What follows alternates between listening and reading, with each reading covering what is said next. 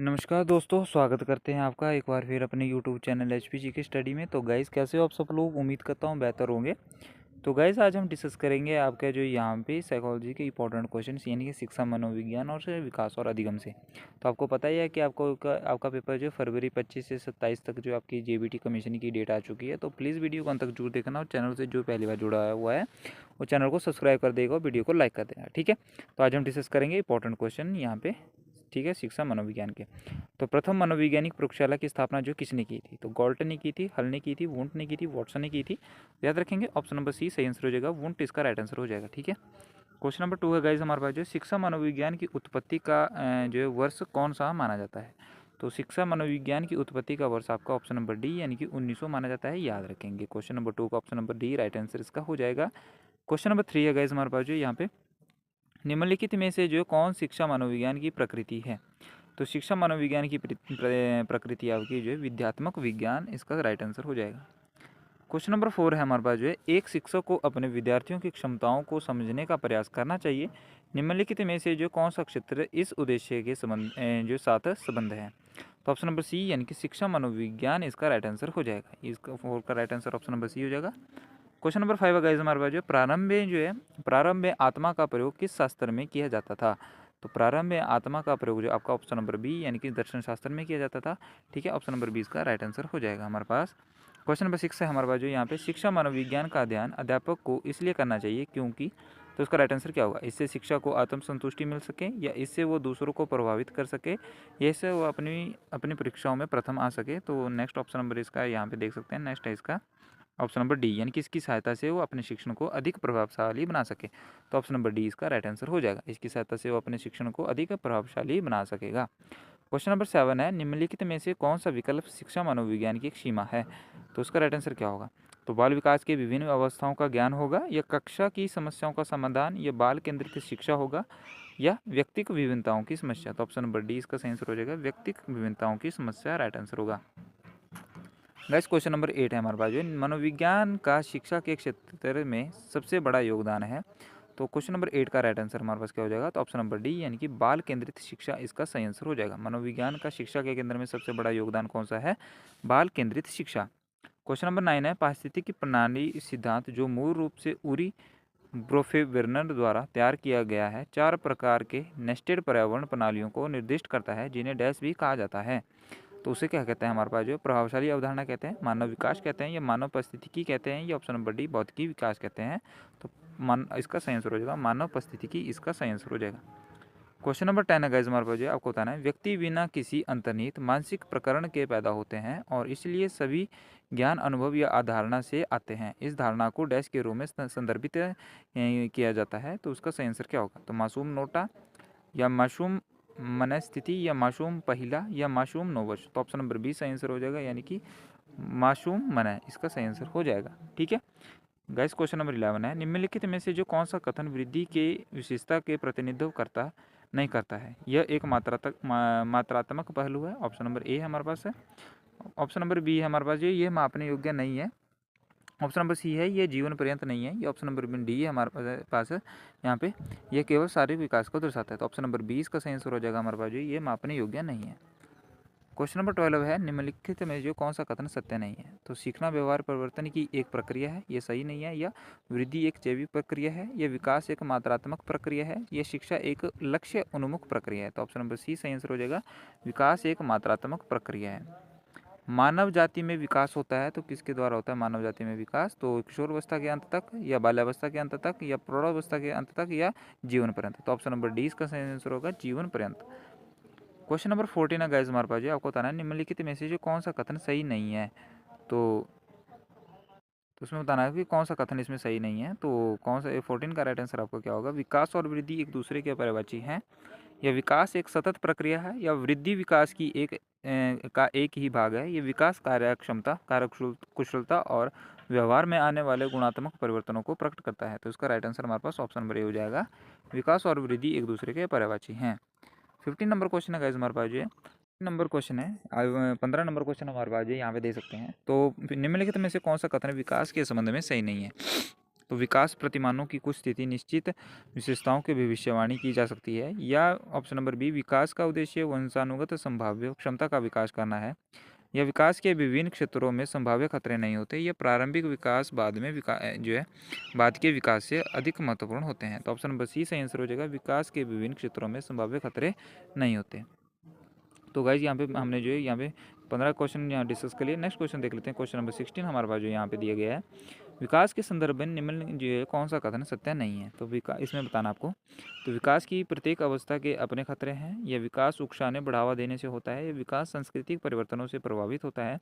यह विकास की प्रत्येक अवस्था की अपनी विशेषताएं होती हैं। तो ऑप्शन नंबर बी यानी कि विकास उकसाने बढ़ावा देने से होता है। क्वेश्चन नंबर 17 हमारे पास जो है मानव विकास डैश है। तो मानव विकास आपका क्या है, तो ऑप्शन नंबर डी इसका सही आंसर हो जाएगा, यानी कि ए और बी दोनों है, यानी कि मात्रात्मक भी है और गुणात्मक भी है। मानव विकास जो है दोनों है, ठीक है। 18 नंबर क्वेश्चन है हमारे पास, निम्नलिखित में जो है किस अधिगम संबंधी कौन सा कथन सही नहीं है। तो इसे जो है उचित वातावरण चाहिए, या परिपक्वता का इससे कोई संबंध नहीं है, ये सहायक सामग्री अधिगम में मदद करती है, या अधिगम प्रक्रिया में अभिप्रेरणा महत्वपूर्ण है। तो ऑप्शन नंबर बी सही आंसर हो जाएगा, परिपक्वता का इससे कोई संबंध नहीं है, ठीक है। 19 नंबर क्वेश्चन है, अधिगम एवं परिपक्वता के संबंध में निम्न में से कौन सा कथन सही है। तो इसका राइट आंसर आपको बताना है। तो यदि मानव विकास केवल परिपक्वता से होता तो मनुष्य केवल निम्न स्तर पर तक ही सीमित रह जाते हैं। ये ऑप्शन नंबर बी, वंशाक्रम संभाव्य क्षमता की सीमा के कारण बालक एक निश्चित समय से आगे तक विकसित हो सकते हैं। क्वेश्चन नंबर सी, बालक विकास की दृष्टि से जब सीखने के लिए तैयार नहीं है तब भी वे अधिक प्रयास के द्वारा सीख सकते हैं। बालक के अंतर्निहित शक्तियों को बिना समय विचारे विकसित करने के लिए प्रोत्साहित किया जाना है। तो ऑप्शन नंबर ए इसका सही आंसर हो जाएगा, यदि मानव विकास केवल परिपक्वता से होता तो मनुष्य केवल जो है निम्न स्तर पर तक ही सीमित रह जाते हैं। क्वेश्चन नंबर 20 है गाइस, सामान्य परिपक्वन से पहले प्रशिक्षित करना प्राय। तो उसका सही आंसर क्या होगा, तो सामान्य कौशलों का निष्पादन के संदर्भ में बहुत लाभकारी होता है, या कुछ मिलाकर हानिकारक होता है, या दीर्घकालिक दृष्टि से लाभकारी होता है, या लाभकारी हो या हानिकारक इस समय पर जो है या इस पर जो है निर्भर करता है कि प्रशिक्षण में किस प्रकार का विधि प्रयोग किया गया। तो ऑप्शन नंबर डी सही आंसर इसका हो जाएगा।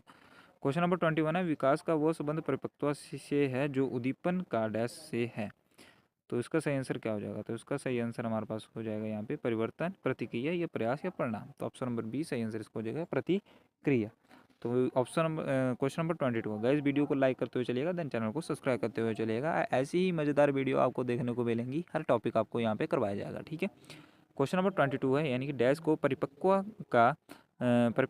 कहा जाता है। तो किसको कहा जाता है, पारिवारिक हस्तक्षेप को, सांस्कृतिक प्रभावों के कारण एक परिवर्तन को, या प्राकृतिक जैविक विकास को, या ऑप्शन नंबर डी पर्यावरणीय दबावों के कारण परिवर्तन को। तो ऑप्शन नंबर सी सही आंसर हो जाएगा, यानी कि प्राकृतिक जैविक विकास को। क्वेश्चन नंबर 23 हमारे पास, निम्नलिखित में से जो है एक शिक्षार्थी का परिपक्वता का सबसे अच्छा वर्णन करता है। तो इसका सही आंसर क्या होगा, तो 23 का राइट आंसर हमारे पास हो जाएगा, ये एक व्यक्तिगत विकास का एक सतत प्रक्रिया है, ठीक है। ऑप्शन नंबर ए इसका राइट आंसर हो जाएगा। 24 है हमारे पास, जो डैश के अलावा निम्नलिखित कारणों से खेल युवा बच्चों के विकास में एक महत्वपूर्ण भूमिका निभाता है। तो वे अपने शरीर में निपुणता प्राप्त करते हैं, या उनकी इंद्रियों को उत्तेजित करता है, या समय बिताने का एक सुखद तरीका है, या वे नए कौशल हासिल करते हैं और सीखते हैं कि उन्हें कब उपयोग किया जाए। तो ऑप्शन नंबर सी सही आंसर है, यह समय बिताने का एक सुखद तरीका है। क्वेश्चन नंबर 25 है, तो आजकल अधिकतर विद्यालयों में संभागी समूह के लिए प्राथमिक ध्यान आधारित होता है। तो 25 का राइट आंसर क्या होगा, तो ऑप्शन नंबर बी यानी कि आयु स्तर पर, ठीक है। 26 नंबर क्वेश्चन है हमारे पास जो है, निम्न में से कौन सा कथन सही नहीं है। तो आपको बताना था कि जो अध्यापक यह विश्वास करता है कि विकास प्रकृति की वजह से होता है, वह अनुभव प्रदान करने को महत्व नहीं देता। ये ऑप्शन नंबर बी, प्रारंभिक अनुभव महत्वपूर्ण होते हैं और अध्यापक का हस्तक्षेप भी महत्वपूर्ण होता है। ये ऑप्शन नंबर सी, प्रारंभिक जीवन की नकारात्मक घटनाओं के प्रभाव से कोई भी अध्यापक बचाव नहीं कर सकता। तो ऑप्शन नंबर सी सही आंसर इसका हो जाएगा। यहाँ पे नेक्स्ट क्वेश्चन गाइज हम देख लेते हैं। यहाँ पे क्वेश्चन नंबर नेक्स्ट हमारे पास यहाँ पे 27 नंबर क्वेश्चन 27 क्वेश्चन है हमारे पास, जो बालक का प्रारंभिक विकास मुख्यतः किस पर निर्भर करता है। तो ये आपका निर्भर करता है माता पिता पर। वृद्धि को प्रभावित करने वाले कारक कौन से हैं, तो वृद्धि को प्रभावित करने वाले ये सभी हैं, पर्यावरण भी है, स्वास्थ्य भी है, आहार भी है, ठीक है। तो ये सारे इसके सही आंसर हो जाएंगे। क्वेश्चन नंबर 29 है हमारे पास, निम्नलिखित में से कौन सा कथन बच्चे के विकास में परिवेश की भूमिका का समर्थन करते हैं। तो हमारे पास यहाँ पे ऑप्शन है, पिछली कुछ दशाब्दियों में लुब्धि लाभदायक परीक्षा में शिक्षार्थियों के औसत प्रदर्शन में लगातार वृद्धि हुई है, या एक समान जुड़वा बच्चे जिनका लालन पालन विभिन्न घरों में हुआ है उनकी बुद्धि लाभदी 0.75% के समान उच्च है। और ऑप्शन नंबर सी, शारीरिक रूप से स्वस्थ बच्चे अक्सर नैतिक रूप से अच्छे पाए जाते हैं। या ऑप्शन नंबर डी, कुछ शिक्षार्थी सूचनाओं का जल्दी प्रक्रमण करते हैं और जबकि उसकी शिक्षा अन्य विद्यार्थियों ऐसा नहीं है। तो ऑप्शन नंबर ए इसका सही आंसर हो जाएगा, यानी कि पिछली कुछ दशाब्दियों में बुद्धि लाभदायक परीक्षा में शिक्षार्थियों के औसत प्रदर्शन में लगातार वृद्धि हुई है। क्वेश्चन नंबर 30 है, जन्मोत्तर यानी कि जन्म के बाद की विकास की दूसरी प्रमुख अवस्था है। ऑप्शन नंबर डी, बाल्य अवस्था। ठीक है। क्वेश्चन नंबर 31 है, शैशव अवस्था होती है। तो ऑप्शन नंबर ए 5 वर्ष तक जो है शैशव अवस्था होती है। शैशव काल की अवधि कितनी होती है? तो शैशव काल की अवधि हमारे पास जन्म से 2 वर्ष तक होती है, ये जन्म से 3 वर्ष तक होती है, ये 2 से 3 वर्ष तक होती है, ये जन्म से 1 वर्ष तक होती है। तो ऑप्शन नंबर ए जन्म से 2 वर्ष तक होती है। निम्नलिखित में से जो कौन सा आयु समूह परिवर्ती बाल्यावस्था श्रेणी के अंतर्गत आता है? तो ऑप्शन नंबर डी इसका सही आंसर होगा, 6 से 11 वर्ष तक जो है इसमें परिवर्ती बाल्यावस्था की श्रेणी में आता है। 34 नंबर क्वेश्चन है, बाल्यकाल होता है जन्म से लेकर 3 वर्ष तक की आयु तक या तीसरे वर्ष से लेकर 6 वर्ष की आयु तक। तो 34 का क्वेश्चन हमारे पास नेक्स्ट है, हमारे पास ऑप्शन है इसमें छठे वर्ष से लेकर 12 वर्ष तक की आयु तक, या ऑप्शन नंबर डी दूसरे वर्ष से लेकर 10 वर्ष से 12 वर्ष की आयु तक। तो ऑप्शन नंबर सी सही आंसर होगा, छठे वर्ष से लेकर 12 वर्ष तक की आयु तक होता है। क्वेश्चन नंबर 35 हमारे पास जो है, गर्भधान से बालक के जन्म तक की अवधि को क्या कहा जाता है? तो ऑप्शन नंबर सी यानी कि प्रसव पूर्ण काल कहा जाता है। Option number C right answer इसका हो जाएगा। विकास शुरू होता है, 36 नंबर क्वेश्चन हमारे पास जो है, तो ये होता है पूर्व प्रसव अवस्था में विकास शुरू हो जाता है। गर्भ में बालक को विकसित होने में कितने दिन लगते हैं? तो ऑप्शन नंबर बी यानी कि 280 दिन जो है लगते हैं। ठीक है। किस अवस्था में शारीरिक वृद्धि तीव्र होती है? तो ऑप्शन नंबर 20 का सही आंसर हो जाएगा, शैशव अवस्था में जो है शारीरिक वृद्धि तीव्र होती है। क्वेश्चन नंबर 39 है, शैशव अवस्था में बच्चों के क्रियाकलाप डैश होते हैं। तो ऑप्शन नंबर ए यानी कि मूल प्रवृत्त्यात्मक होते हैं। ठीक है। शैशव अवस्था में बच्चों के क्रियाकलाप होते हैं मूल प्रवृत्त्यात्मक होते हैं। ठीक है।